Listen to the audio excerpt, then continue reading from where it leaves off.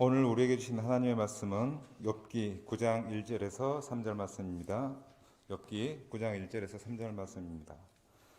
다 같이 한 목소리로 같이 읽겠습니다. 욥이 대답하여 이르되 진실로 내가 이 일이 그런 줄을 알거니와 인생이 어찌 하나님 앞에 어려우랴. 사람이 하나님께 변론하기를 좋아할지라도 천마디에 한마디도 대답하지 못하리라. 아멘. 오늘 예배에 참석하신 우리 성도님들 하나님의 크신 은혜와 축복이 함께 하시기를 기원합니다. 말씀 나누기 전에 서로 인사를 좀 나누는 것이 좋겠습니다. 일어나셔서 걸어 다니시면서 악수도 하시고 어깨도 한번 두드려 주시고 한번 안아주시고 자리에서 일어나셔서 걸어 다니면서 인사를 서로 나누겠습니다.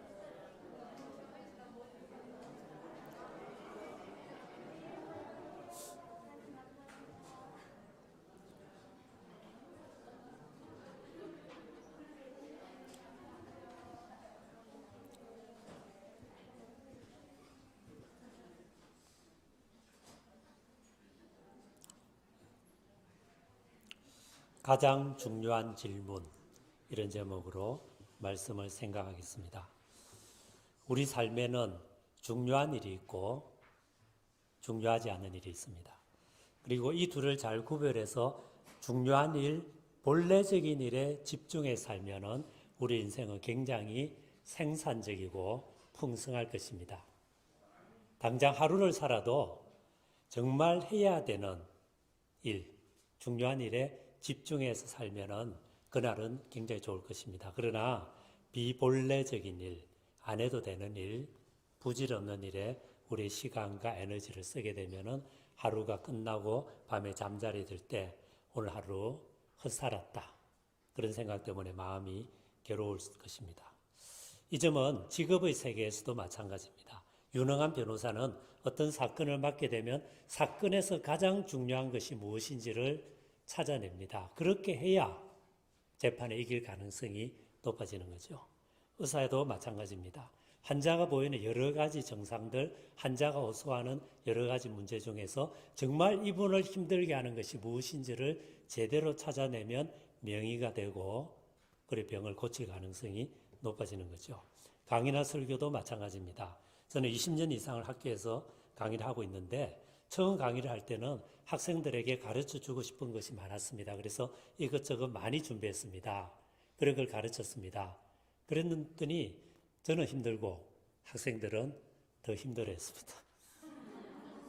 그래서 이제는 뭔가 자꾸 더 하기보다 빼려고 그럽니다. 덜 하려고 합니다. 그러면서 정말 본래적으로 꼭 알아야 되는 것, 그것을 집중해서 반복적으로 하려고 하다 보니 강의가 조금 편해지고 있습니다.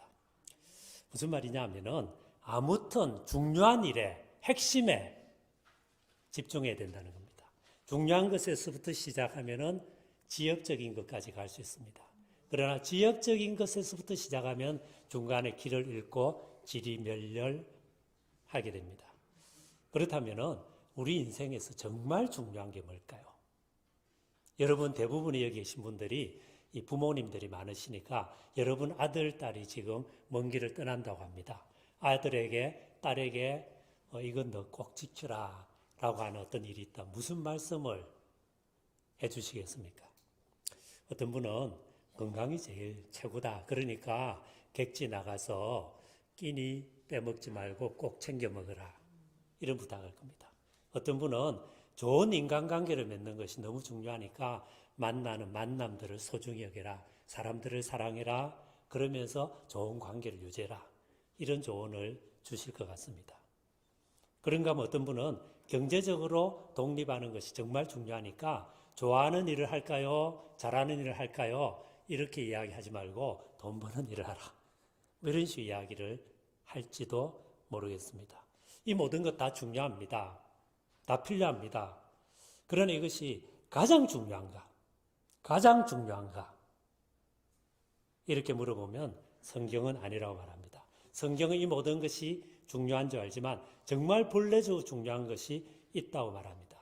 오늘 말씀에서 욥은 그것을 질문의 형식으로 이렇게 표현합니다. 인생이 어찌 하나님 앞에 어려우랴? 인생이 어찌 하나님 앞에 어려우랴? 무슨 말입니까? 인생이 하나님 앞에 어렵지 않다는 것입니다. 그러나 어려워져야 된다는 것입니다. 하나님의 어렵다 여김을 인정받아야 된다는 것입니다. 이것이 인생에서 정말 본래적으로 중요합니다. 교회는 이것을 하나님을 만나고 하나님을 믿고 하나님과 더불어 살아가는 삶을 살아라. 그런 말로 표현을 해왔습니다. 왜 자기 힘으로 자기 능력으로만 살아도 될 텐데 왜 이와 같은 믿음이 필요하다고 이야기를 할까요? 여러 관점에서 이야기할 수 있지만 저는 오늘 이 문제를 우리 인간의 상황에서부터 인간 실존으로부터 한번 답을 찾아보려고 합니다. 세 가지 말씀을 드리겠습니다. 첫 번째로 인간 능력의 한계 때문에 우리는 하나님을 만나고 믿고 살아야 됩니다. 우리 인간들이 참 많은 것을 할 수 있다, 능력이 있다고 생각합니다. 그러나 정말 그럴까요? 정말 그와 같은 능력이 있을까요? 몇 해 전에 부산의 어느 교회에서 자녀 양육 강사로 아동교육으로 박사학위를 받은 30대 초반의 어떤 젊은 여성분을 강사로 초빙했습니다. 이분이 강의하는 도중에 아이를 키우다 보면 이런 문제도 있고 저런 문제도 있고 어렵지만 그러나 믿음을 지키고 기도하면서 하나님이 도우심을 끝까지 구하다 보면은 결국 선하게 될 것입니다. 이런 식으로 강의를 했으면 좋겠는데 그렇게 하지 않고 이렇게 하고 저렇게 하면 아이는 잘 큰다. 도대체 어떻게 아이를 키우길래 아이가 잘 안 된다고 하냐. 이런 식으로 상당히 단정적으로 이야기를 했던 것 같습니다. 강의가 끝난 다음에 나이가 지긋하신 노 권사님 한 분이 이 젊은 강사에 가서 물었습니다. 아이가 몇입니까? 예, 하나 있습니다. 지금 몇 살입니까? 예, 만 4살 됐습니다. 그래서 이분이 그래요? 고개를 끄덕끄덕하면서 그 자리를 떠났답니다. 무슨 말입니까? 네 아이도 더 커봐라. 그 이야기죠. 여러분 4살 때 귀엽지 않은 아이가 있습니까? 4살 때 사랑스럽지 않는 아이가 있습니까? 4살 때 부모 말 잘 안 듣는 아이 그리 많이 없습니다. 그런 아이가 사춘기가 되고 어른이 되면서 사실은 자녀 양육이 결코 쉽지 않다는 것을 모든 부모가 알고 있습니다.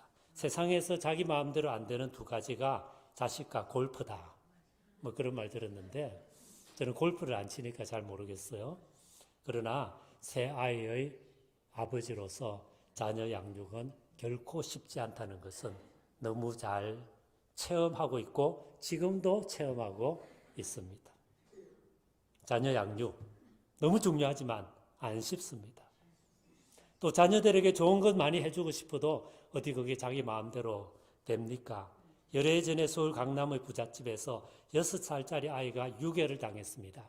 범인은 아이를 차에 싣고 다니다가 경찰이 포위해 오니까 아이를 크다란 트렁크에 넣고 끌고 다니다가 안 되겠다 싶으니까 한강에 던져버렸습니다.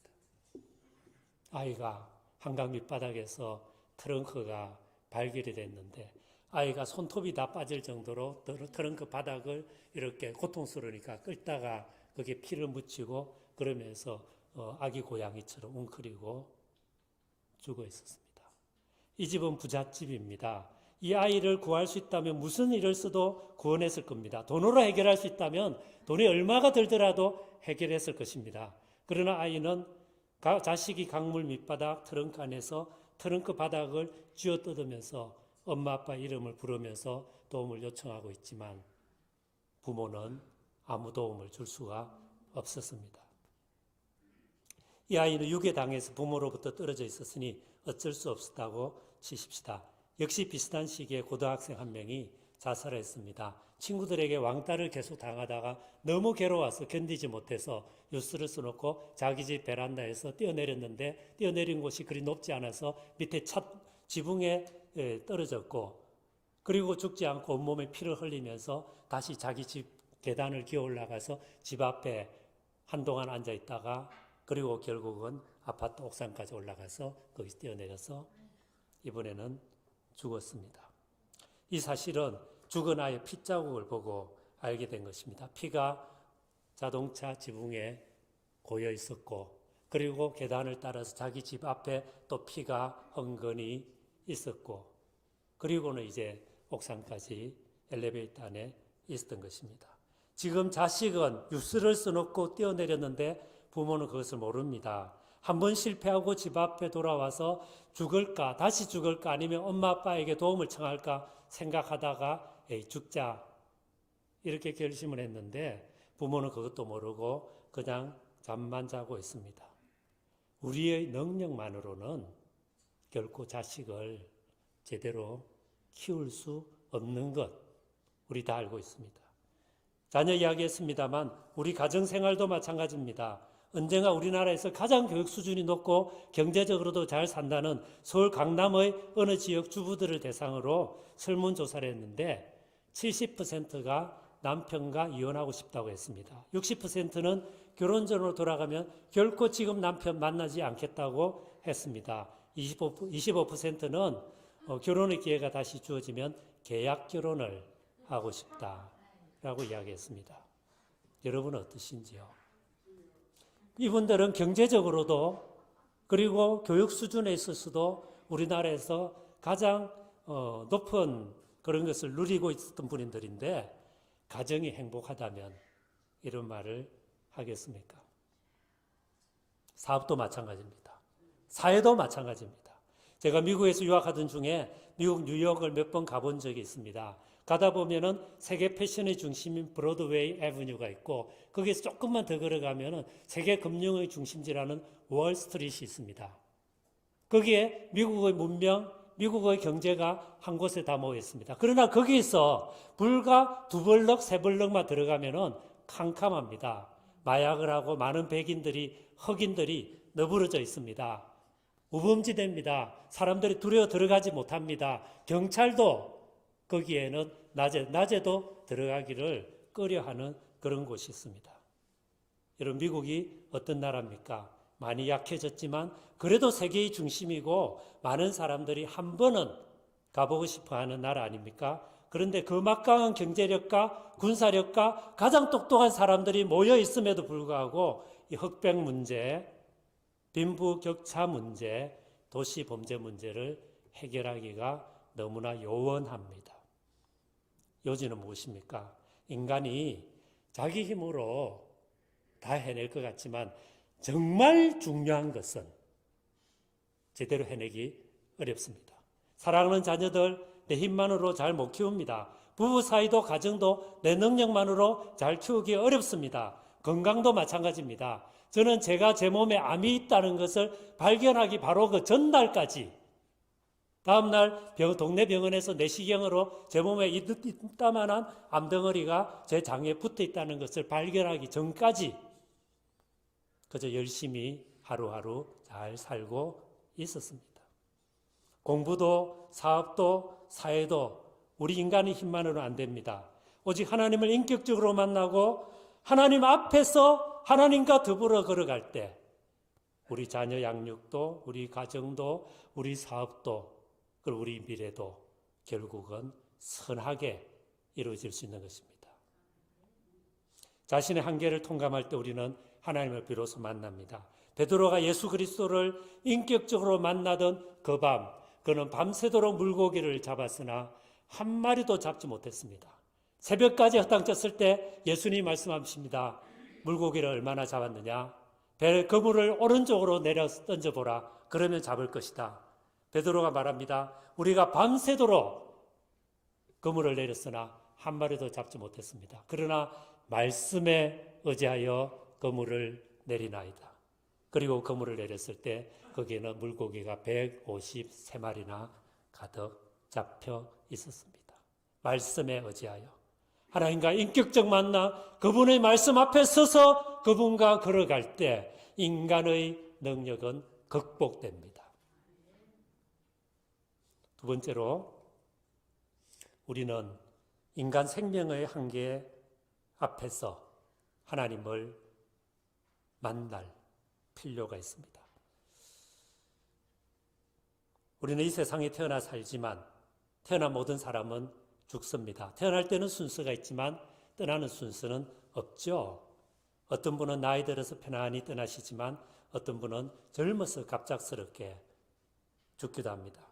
제 고등학교 동창으로 같은 대학에 들어간 용규라는 친구가 있었습니다. 저는 CCC라고 하는 선교단체에 들어갔고 이 친구는 불교 신자였기 때문에 룸비니라고 하는 불교 서클에 들어갔습니다.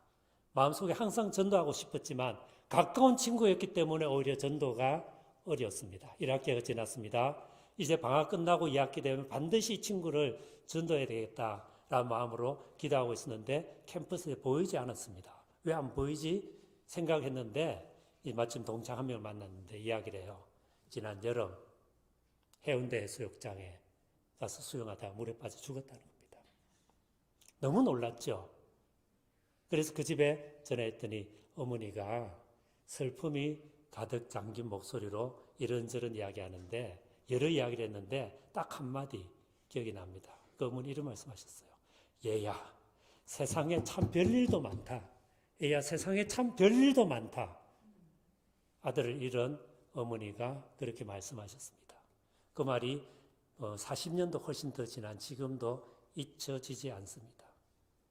사람의 생명 언제나 모르는 것입니다. 제가 캐나다에 있을 때 집 근처에 마운트 플레전트 세메트리라고 하는 공동묘지가 있었습니다. 굉장히 아름답게 조경을 했기 때문에 두었기 때문에 공부하다가 지치면은 한 번씩 가서 걷기도 하고 뛰기도 하고 그러면서 비석을 보면서 이런저런 생각하면서 제가 곧잘 가는 좋아하는 장소였습니다. 한 번은 갔더니 평토장을 하고 있었습니다. 평토장 아시죠? 우리는 이제 사람이 돌아가면 묻고 봉분을 세우지만 거기는 이제 묻고 그리고 땅을 평평하게 그냥 고른 다음에 비석을 세우거나 박습니다. 평토장이죠. 평토장을 하고 있었습니다. 그리고 이제 이 잔디를 깔고 그리고 그 위에 이제 인부들이 올라서서 밟고 있었습니다. 밑에 사람이 있잖아요. 좀 기분이 그래가지고 제가 인부 한 분한테 말했습니다. 아니 밑에 지금 사람이 있는데 이렇게 밟으면 좀 어떻습니까? 그랬더니 그 인부 하신 말씀이 이렇게 이야기했습니다. 결국 흙이 될 텐데 무슨 상관이 있습니까? 결국 흙이 될 텐데 무슨 상관이 있습니까? 맞는 이야기지만 기분은 좀 그렇잖아요. 우리는 모두 죽습니다. 우리가 오늘 저녁에라도 죽을 수 있는 존재라는 것을 알 때 우리는 하나님이 필요한 줄 압니다.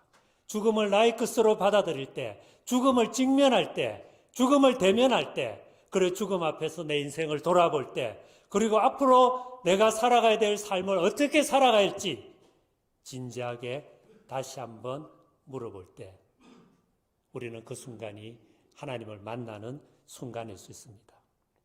창세기 4장 26절을 보면은 셋도 아들을 낳고 그 이름을 에노스라 하였다.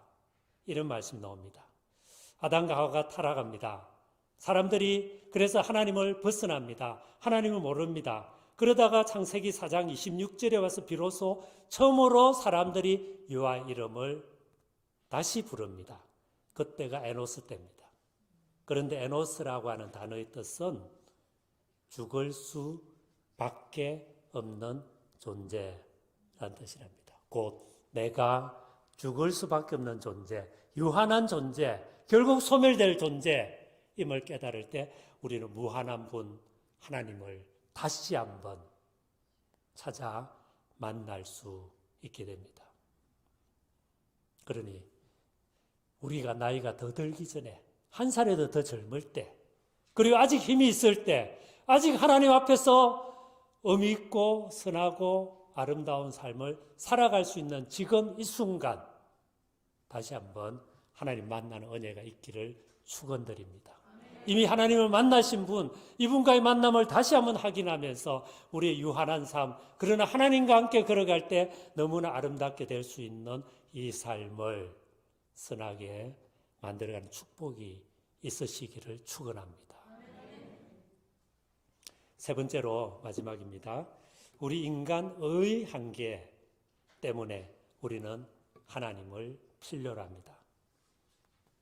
인간 능력의 한계 때문에 하나님을 필요로 합니다. 인간 생명의 한계 속에서 우리는 하나님 만납니다. 그러나 무엇보다도 인간의 한계 앞에서 우리는 하나님을 만나게 됩니다. 히브리서 9장 27절을 말합니다. 한 번 죽는 것은 사람에게 정하신 것이요 그 후에는 심판이 있다. 성경은 말합니다. 우리는 모두 한 번 살고 한 번 죽습니다. 그러면 죽음으로 끝이냐? 아닙니다. 심판이 있습니다. 판단이 있습니다. 우리가 살아온 삶에 대한 최종적인 결산이 있습니다.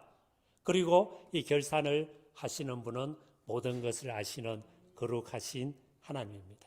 그래서 그 순간 하나님이 잘했다, 착하고 충성된 종아, 그분이 그렇게 말씀하신다면 우리 삶이 힘들어도 고통스러워도 별로 사람들 앞에 뛰어난 것이 없다 할지라도 우리 인생은 가장 성공한 것입니다. 그러나 만약 그분이 악하고 무익한 종아, 여기서 물러나라, 혹시나 그렇게 이야기하신다면 이 땅에서 우리가 아무리 성공한 것 같고 아무리 많은 것을 누린 것 같고 많은 사람들의 존경과 부러움을 받은 삶이라 하더라도 결국 실패한 삶입니다. 왜냐하면 하나님 한 분만이 유일한, 공정한, 가장 엄격한, 그러나 가장 사랑스러운 판단자, 재판관이시기 때문입니다. 그래서 이분을 만날 준비가 돼 있어야 돼요. 그러면 우리는 이렇게 이야기할 수도 있죠. 알겠습니다. 나 역시 하나님을 만날 준비를 합니다. 그래서 나는 되도록 좀 선하게 삽니다. 착하게 삽니다. 도덕적으로 살아보려 합니다. 거기다가 교회 생활도 열심히 합니다. 헌금도 합니다. 봉사도 합니다.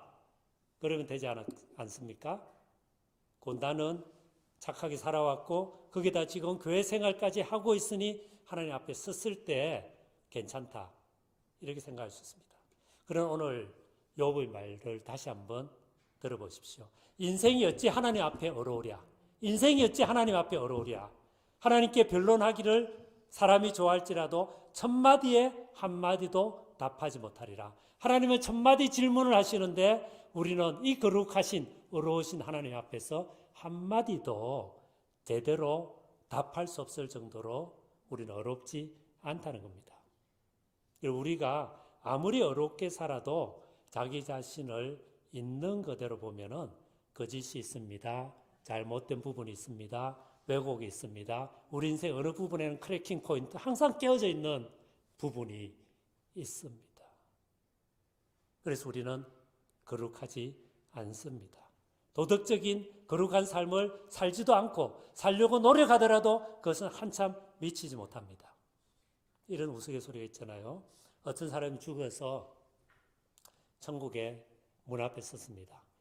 재판관이, 신문관이 나옵니다. 그러면서 이 사람의 일생을 쭉 보더니, 야, 너는 안 되겠다. 평생 나쁜 짓만 했다. 그러니까 저 지옥을 가야겠다. 그랬는데 이 사람 가만 생각해 보니까 언젠가 거지에게 500원짜리 동전을 적선한 것이 생각이 났습니다. 그래서 말합니다. 나 착한 일 했습니다. 나 거지에게 500원 줬습니다. 그랬더니 이 신문하는 사람이 이 사람을 가만히 쳐다보다가 호주머니에서 500원짜리를 딱 끄집어내더니 손에 쥐어주고 자, 이거 들고 지옥을 가거라. 그렇게 이야기를 했다고 합니다. 별 재미없죠? 여러분, 무슨 이야기냐면은 우리가 한 어떤 것이, 그것이 어려운 삶이든지 거룩한 삶이든지 교회 봉사든지 어떤 수고든지 간에 그것이 우리의 의가 돼서, 우리의 공로가 되어서, 우리가 한 어떤 업적이 되어서 그것을 가지고 하나님 앞에서 인정을 받으려고 하면은 그것은 결코 아무것도 아니란 것입니다. 성경은 무엇이라고 말합니까? 하나님은 빛이시라 그에게는 어두움이 조금도 없다. 여러분, 캄캄한 방이 어두울 때는 깨끗하고 더러운 거 구별되지 않습니다. 그런데 갑자기 저쪽에서 창문이 조금 열려서 한 줄기 빛이 지나가게 되면 그 빛이 지나갈 때 거기에 너무나 많은 먼지 알갱이들이 있는 것을 여러분 보셨죠? 빛이 올 때만 어둠이 드러납니다. 생명이 나타날 때만 죽음이 보입니다. 진리가 선포될 때만 거짓이 노출이 됩니다. 하나님이 나타날 때, 어려우신 하나님, 거룩하신 하나님이 나타날 때 우리 모두는, 우리의 모든 의, 모든 경건, 모든 도덕, 우리의 모든 선한 행위는 결국 그것이 나쁜 것은 아니지만 좋은 것이지만 한참 부족한 것임이 드러납니다.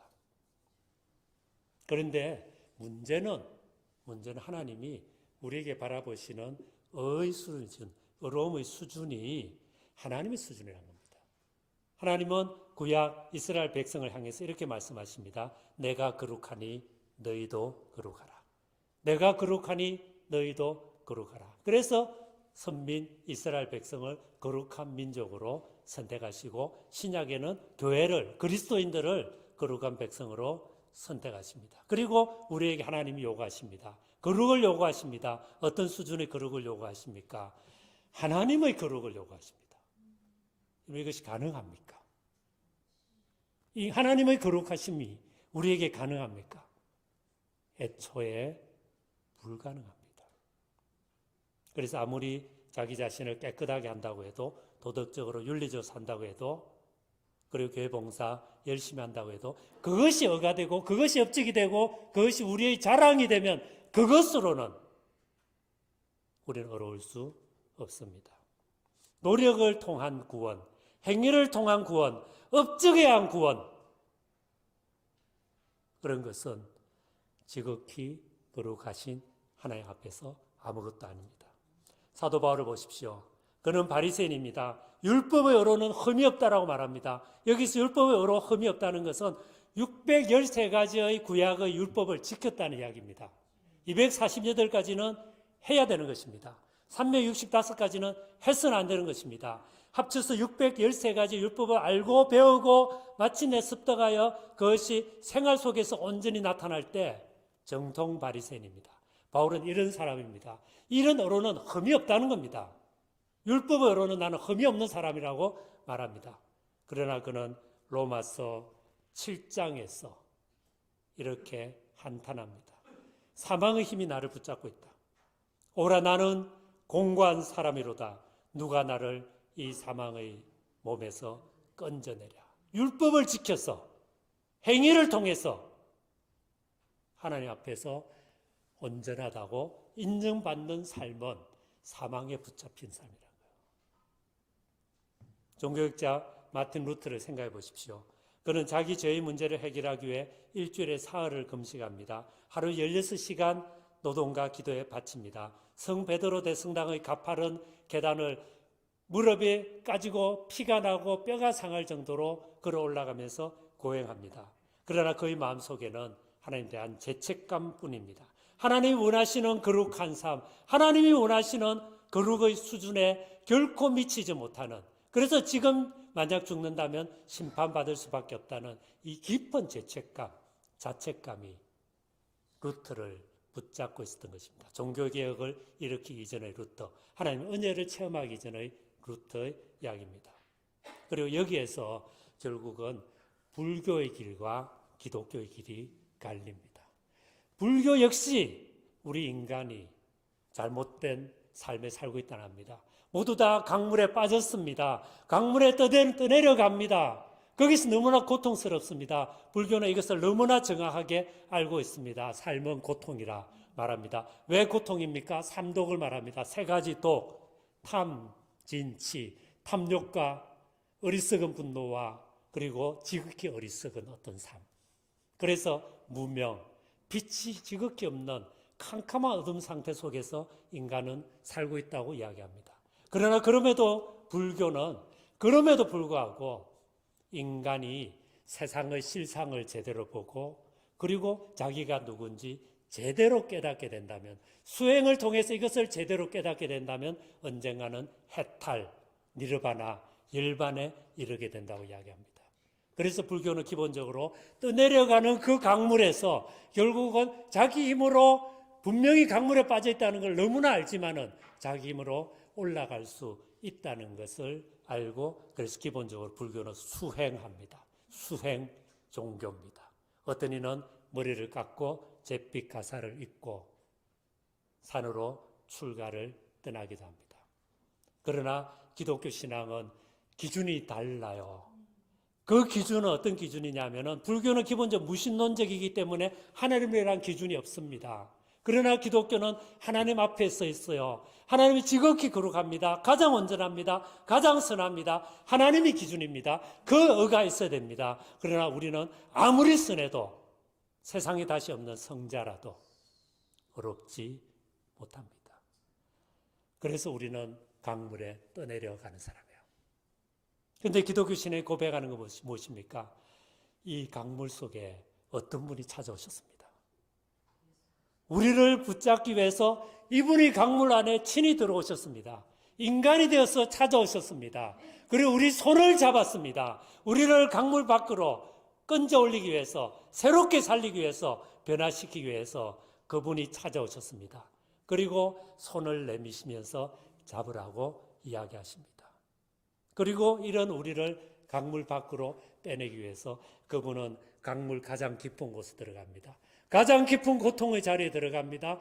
가장 아픈 자리에 들어갑니다. 세상이 나가지 못하는 가장 엄청난 이분만이 경험할 수 있는 겟세마네 언덕의 고뇌와 십자가 죽음을 당합니다. 그리고 그 십자가를 통해서 우리를 살립니다.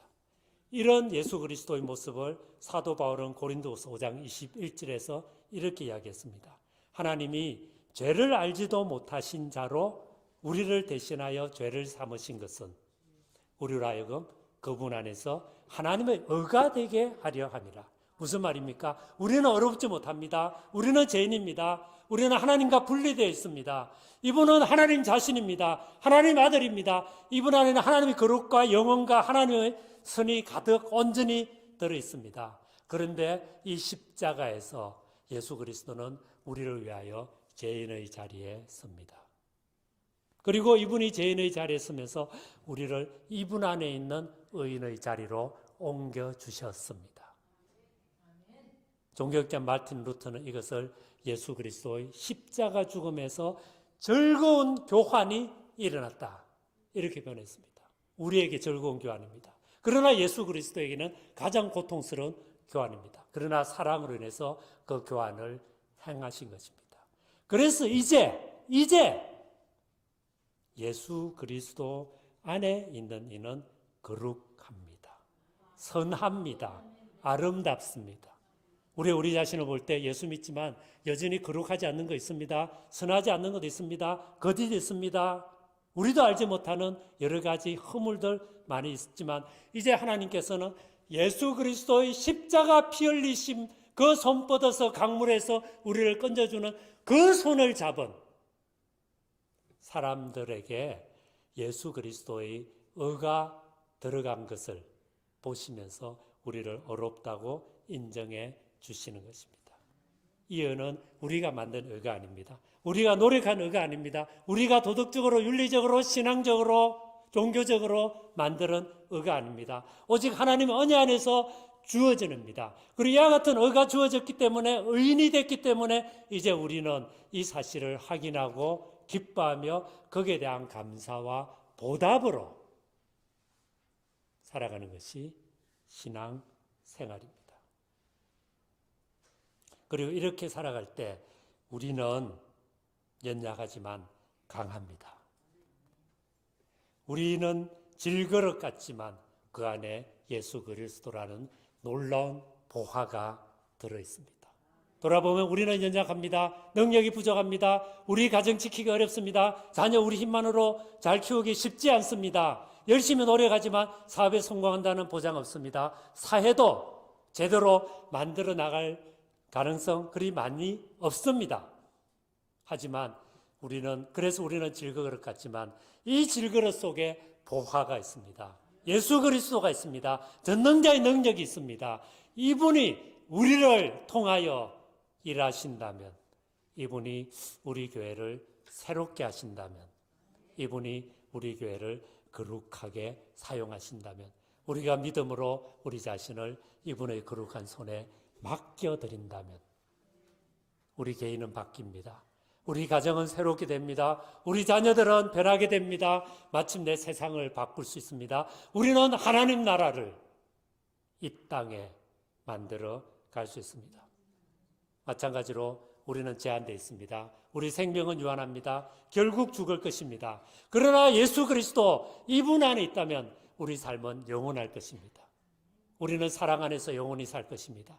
우리의 삶은 하나님과 더불어 무한할 것입니다. 영원한 생명과 기쁨이 우리에게 축복으로 주어질 것입니다. 왜냐하면 이분이 온전한 생명이고 온전한 사랑이고 이분 자신이 가장 충만한 영원이시기 때문입니다.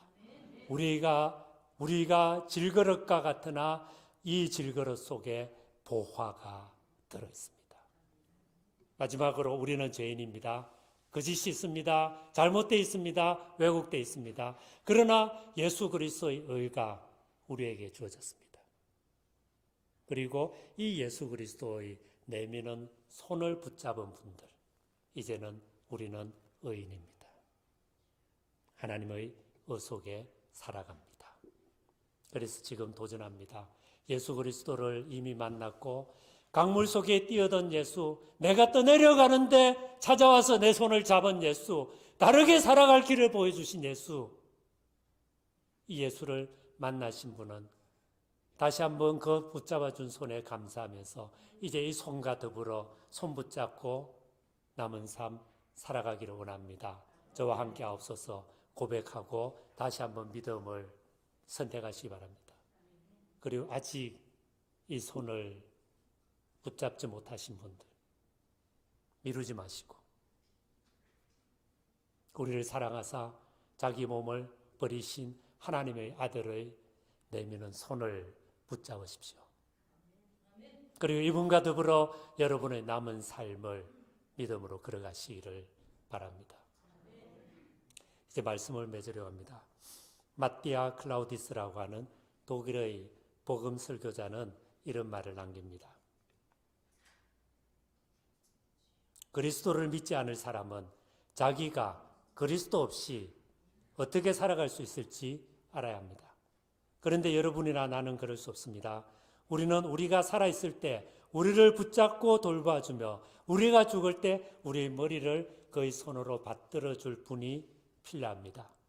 그리스도는 이 모든 것을 성경에 기록된 대로 만족하게 해주실 수 있습니다. 우리는 우리를 위하여 이런 일을 부탁할 사람이 그리스도밖에 없음을 알고 있습니다.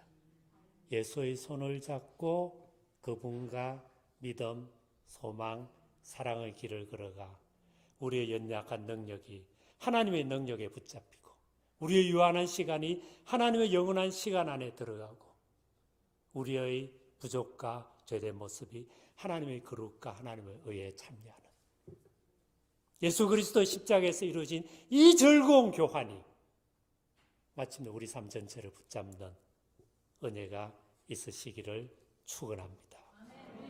같이 기도하겠습니다. 자기 귀에 들릴 정도로 우리 각자 기도하십시다. 우리는 강물에 떠내려가는 사람들이었습니다. 어디로 가는지도 몰랐습니다. 나름대로 노력해서 조금씩 좋아지지만 근본적인 문제는 해결되지 않았습니다.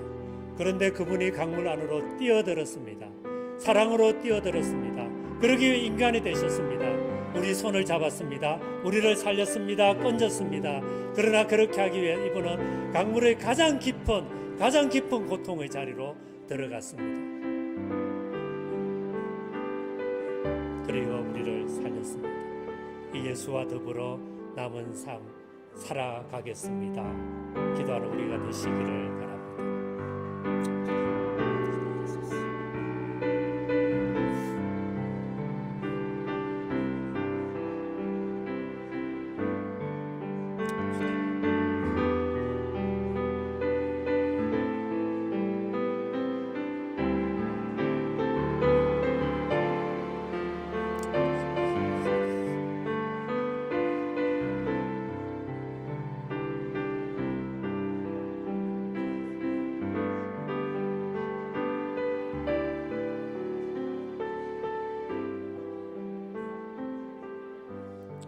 주 예수를 믿으라. 그리하면 너와 내 집이 구원을 얻으리라.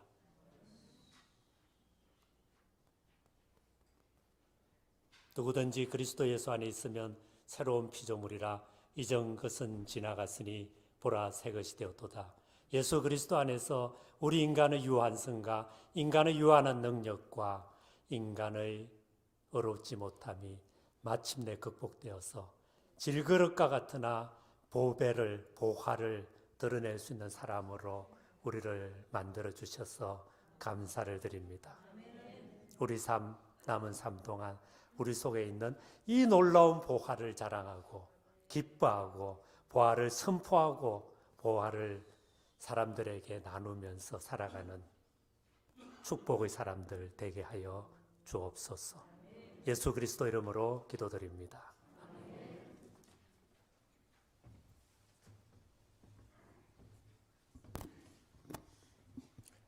거룩하신 주님, 예배의 순서를 따라 주님 앞에 귀한 예물 올려드릴 수 있게 하셔서 감사를 드립니다. 이 예물 위에 삼위일체 하나님 손 얹어 주시고 축복하시고 축소하셔서 이 예물이 쓰이는 곳에 예수 그리스도의 주되심이 드러나게 하여 주옵소서. 생명이 살아나게 하옵소서. 복음이 전파되게 하옵소서. 사람들이 살아나게 하옵소서. 절망이 있는 곳에 근본적인 궁극적인 희망을 심는데 예물이 쓰이게 하옵소서. 무엇보다 하나님 나라가 확장되는 것을 보게 하옵소서.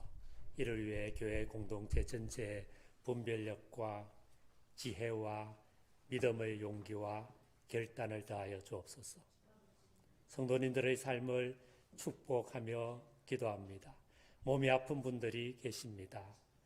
예수 그리스도 당신의 그 피 흘린 손으로 머리끝부터 발끝까지 어루만져서 당신의 건강을 주시옵소서.